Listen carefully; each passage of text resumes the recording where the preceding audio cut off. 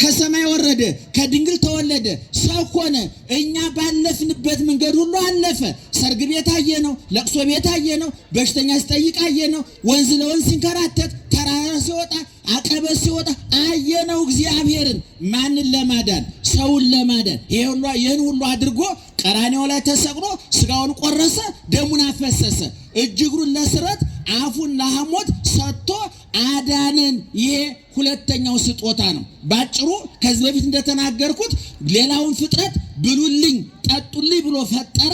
ይሄ እንዳላጠገበን፣ እንዳላረካን፣ እንዳላሳረፈን፣ እፎይታ እንዳልሰጠን ሲያይ መጨረሻ ላይ ብሉኝ ጠጡኝ ብሎ መጣ። ራሱ ግብዣ፣ ራሱ ጋባዥ ሆኖ መጣ እግዚአብሔር። ራሱ መጋቢ፣ ራሱ ምግብ ሆኖ መጣ እግዚአብሔር። ራሱ መጠጥ፣ ራሱ አሳላፊ ሆኖ መጣ እግዚአብሔር። ስጋዬን የበላ ደሜን የጠጣ የምን ሕይወት አለው አለ? የዘላለም ሕይወት አለው አለ እግዚአብሔር። ለዚህ ነው አሁን እነዚህ ሰዎች ቅድም ጠባቂ አደረገ እግዚአብሔር። እኛን እኮ በስጋችን ይሄን ሁሉ ነገር አደረገ። ሙሉ ሰውነት አሳምሮ ፈጠረ። አየሩ የምንተነፍሰው አየር፣ ብርሃኑ፣ የምንጠጣው ውሃ፣ ይሄ ሁሉ በነፃ በልግስና ከሱ የተገኘ ነው። ነገር ግን ይሄ ሁሉ ሐዋርያው ቅዱስ ጳውሎስ እንዳለው መጣ ወርሶ በእንቲአነ፣ መጀመሪያ የሱ የሆነውን ሰጠን፣ መጨረሻ ላይ ግን እሱን ራሱን ሰጠን። መጀመሪያ በእጁ የፈጠረውን በቃሉ የፈጠረውን ሰጠን። መጨረሻ ላይ ግን እጁን ሰጠን፣ ቃሉን ሰጠን። ብሉኝ ጠጡኝ፣ በልታችሁኝ ጥገቡ፣ ጠጥታችሁኝ እርኩ፣ ለብሳችሁኝ ከመራቆት ነፃ ሁኑ ብሎ ማረጋገጫ ሰጠ እግዚአብሔር። ለዚህ ነው አሁን እነዚህ ሰዎች ግን መልእክተኞች ሁሉ ገደሉ። ዛሬ የእግዚአብሔር ቃል ያልተሰበከበት የለም። ቅድም ወንድማችን እንደተናገረው እኔም ይገርመኛል። እኔ አሜሪካ ስመላለስ አሜሪካን ሀገር የሚገርማችሁ ነገር እዛ ሀገር የተወለዱ ልጆች መርጌቶቹ ነዋል። መዝሙር ይቆማሉ፣ ማህሌት ይቆማሉ። ምእመናን እንደው መዝሙር ሲባል በጣም ከይቅርታ ጋር እንዳትቀየሙ ዘማሪዎቹ፣ ይሄ ወጣቶቹ የሚዘምሩትን የአማርኛው መዝሙር እያልኳችሁ አይደለም። በጣም ይቅርታ። ሁለት ዝማሬ መዝሙር የሚባለው ውስጥ ቅዱስ ያሬድ ከብሉይ ለቅሞ ከሐዲስ ቀስሞ ከመጻሕፍተ ሊቃውንት ከመጻሕፍተ መነኮሳት ከሱ በፊት ከተጻፉ ገድላት ቀምሞ ያዘጋጀው ንባቡ ጆሮ የሚሞላ ምስጢሩ አእምሮ የሚያጠግብ ዜማው ሕሊናን የሚያረካ ቀለም አለ። በግዕዝ ቋንቋ መዝሙር የምንለው ያንን ነው። ለምሳሌ የዛሬው መዝሙር ጸገየ ወይን ይባላል። ወይኑ አበበ። ይህን ሰሞን ተራራው የሚያብብበት፣ ሜዳው በአበባ የሚሸፈንበት፣ ይህን ሁሉ ያደረግህ ጌታ ሆይ አንተ ነህ።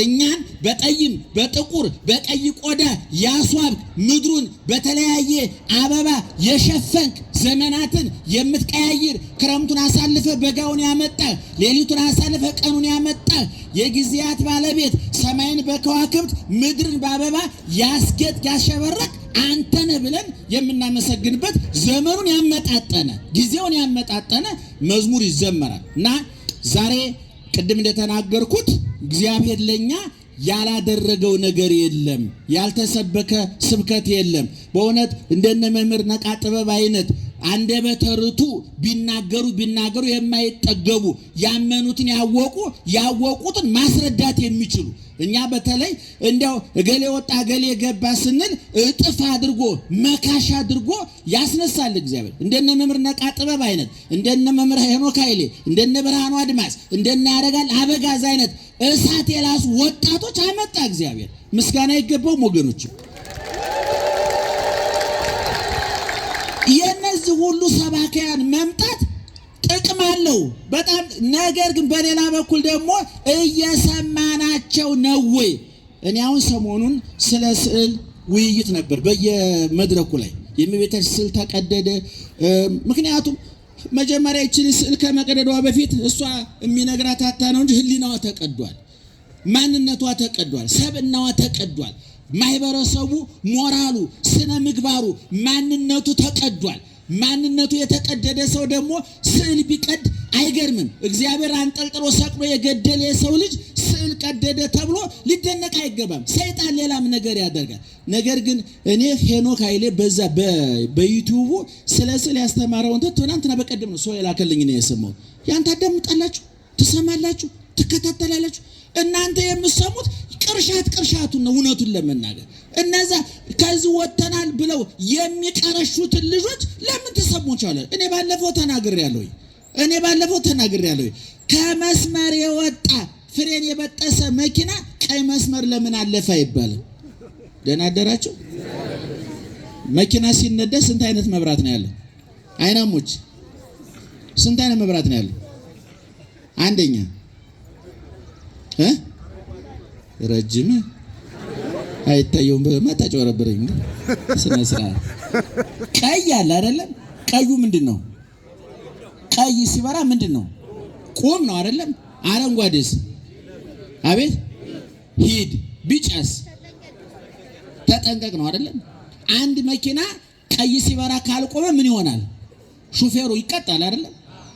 መኪናው ፍሬን ከበጠሰ ግን ለምን ቀይ መስመር አለፍክ ይባላል? አይባልም።